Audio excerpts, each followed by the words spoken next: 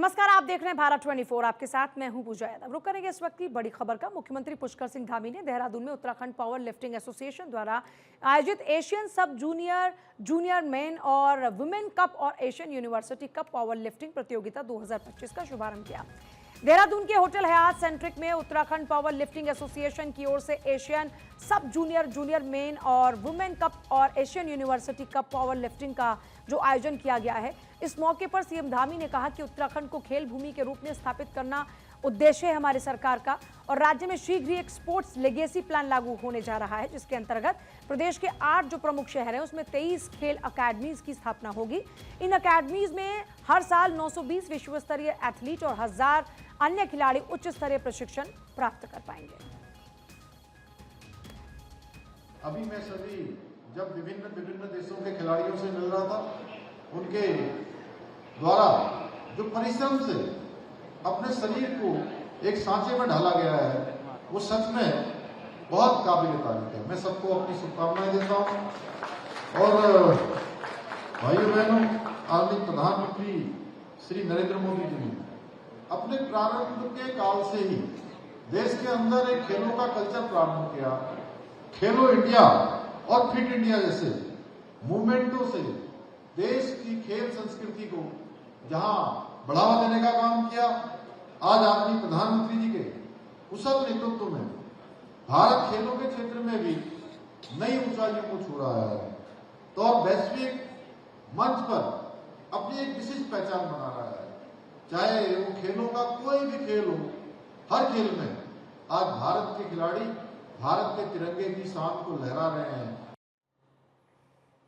चारधाम यात्रा को लेकर नारसन बॉर्डर और हरिद्वार डीएम कमेंद्र सिंह और हरिद्वार एसएसपी प्रमेंद्र सिंह डोभाल ने ग्रीन कार्ड सेंटर पर सभी व्यवस्थाओं का जायजा लिया। साथ ही नारसन बॉर्डर पर बने यात्रा पंजीकरण केंद्र का निरीक्षण किया। इस मौके पर उन्होंने कहा कि उत्तराखंड में चारधाम यात्रा पर आने वाले सभी यात्रियों का स्वागत और यात्रा संबंधित सभी व्यवस्थाएं दुरुस्त कर ली गई हैं। चारधाम यात्रा को सुविधाजनक बनाने के लिए तमाम प्रयास भी जारी हैं ताकि किसी भी यात्री को कोई परेशानी ना हो। पंजीकरण केंद्र में तैनात अधिकारियों और कर्मचारियों से कहा कि वो तीर्थ यात्रियों के साथ सौम्य व्यवहार करें और अतिथि देवो भव की भावना से ही सेवा करें। यात्रियों को आने वाली असुविधाओं के संबंध में अभी एक ब्रीफ मीटिंग इनकी ली गई है और उसमें किसी भी तरीके से कोई भी यात्रियों को कोई असुविधा ना हो, खासकर ग्रीन कार्ड को लेके या अन्य कुछ सुविधाएं जो नारसन बॉर्डर पर दी जानी है, उस संबंध में इनको अवगत करा दिया गया है और प्रॉपर ब्रीफिंग इनकी की गई है। हम उम्मीद करते हैं कि यहाँ पर नारसन बॉर्डर, क्योंकि हमारा मुख्यतः रजिस्ट्रेशन चेकिंग और ग्रीन कार्ड चेकिंग का एक मुख्य केंद्र है और यहीं से ही चारधाम यात्रा स्टार्ट भी हो रही है, तो यहाँ पर कोई भी असुविधा यात्रियों को ना हो, इस संबंध में जो भी हमारे अधिकारी हैं इस प्रति सचेत रहेंगे। नारसन हमारे स्टेट का बॉर्डर भी है और एक स्वागत द्वार भी है, तो हमारे जो भी यात्री आ रहे हैं सबसे पहले उनकी यात्रा यहीं से प्रारंभ होती है। तो ऐसी दशा में यहाँ पर ग्रीन कार्ड बनाने की व्यवस्था की गई है। अभी जो वाहन आ रहे हैं उनके हिसाब से 2 काउंटर बने हुए हैं और अधिक काउंटर आवश्यकता पड़ने पर बढ़ाए जाएंगे यहाँ पे, तो उन लोगों को ग्रीन कार्ड बनाने में कोई दिक्कत ना आए। उसके अलावा जो भी लोग यहाँ पे आ रहे हैं उनका रजिस्ट्रेशन भी चेक किया जा रहा है। अगर किसी के पास रजिस्ट्रेशन ऑनलाइन नहीं है तो उसको ऑफलाइन रजिस्ट्रेशन के लिए उनको डाइवर्ट किया जा रहा है कि आप जाकर स्कूल में बनवा सकते हैं। साथ ही हेल्थ चेकअप के लिए भी यहाँ पर काउंटर्स लगाए गए हैं। ये सारी व्यवस्थाएं यहाँ पर की गई हैं, तो उसी का निरीक्षण करने के लिए हम लोग आए थे, कहीं कोई कमी न रह जाए। किसी प्रकार की कोई कमी हो तो उसको दुरुस्त रहेगा।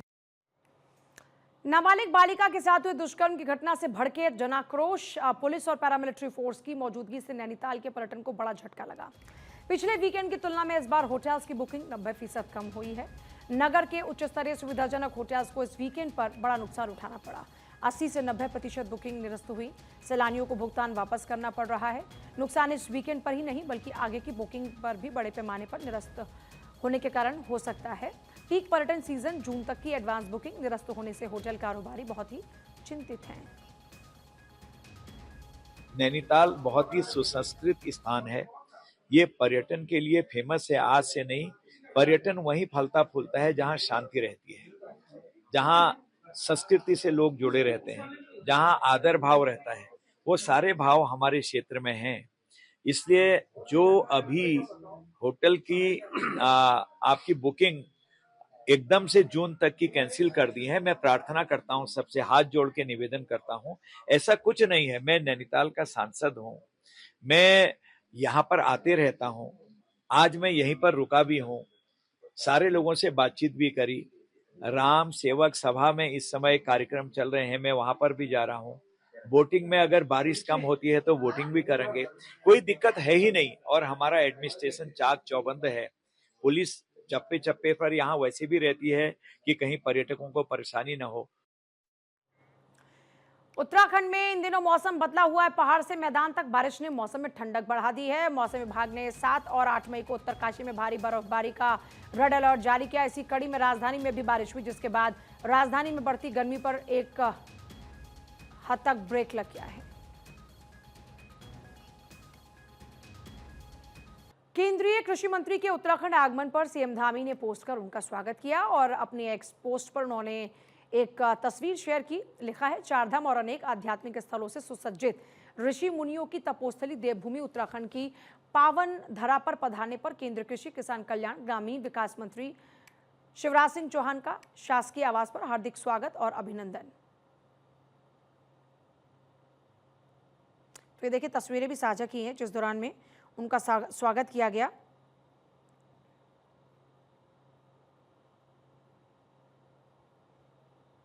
तो ये दोनों की मुलाकात की तस्वीरें इस वक्त आपके सामने हैं और जब ये रिसीव किया शिवराज सिंह चौहान को उस दौरान की तस्वीरें हैं।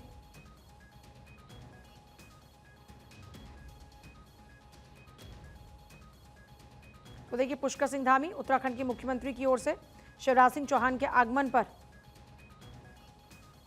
ये पोस्ट।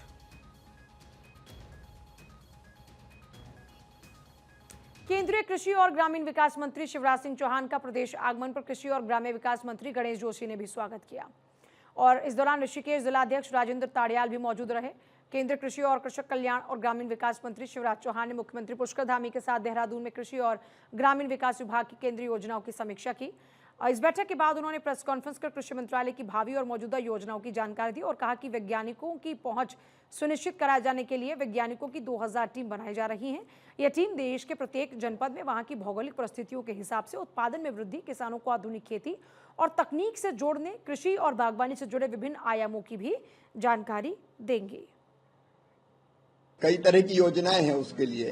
पीएम आशा योजना है जिसके अंतर्गत हम दलहन और तिलहन को भी कवर करते हैं। जब जैसी जरूरत पड़ती, मैं केवल एक उदाहरण दूंगा। अभी टमाटर की कीमत देश के कई हिस्सों में बहुत कम हो गई। हमने बीच में योजना बनाई। कई बार क्या होता है कि जहाँ किसान का खेत है वहाँ टमाटर सस्ता बिकता है, दिल्ली में आके महंगा हो जाता है और किसान ला नहीं पाता ट्रांसपोर्टेशन के खर्चे के कारण। तो सरकार ने एक योजना बना दी कि अगर राज्य सरकार या केंद्र सरकार की एजेंसी के थ्रू किसान का टमाटर विदिशा से दिल्ली आएगा तो ट्रांसपोर्टेशन का जो खर्चा है वो सरकार देगी। वैसे ही MIS बाजार हस्तक्षेप हमारी योजना है जिसके अंतर्गत अगर कीमत गिरती है, पीएम आशा के अंतर्गत भी हम लोग फिर इंटरवीन करते हैं। फसल खरीदती सरकार खुद मैदान में उतरती है। अभी जैसे हमने तय किया है दालों के बारे में, मसूर, उड़द, अरहर 100% जितनी पैदा होगी वो हम खरीदेंगे। गेहूं की, धान की, कपास की, गन्ना की खरीदी न्यूनतम समर्थन मूल्य पर होती है। इसलिए सरकार की दोनों चिंता है, उत्पादन भी बढ़े, उत्पादन की लागत भी घटे और उत्पादन के ठीक दाम भी मिले। इसके लिए अलग अलग योजनाएं हैं।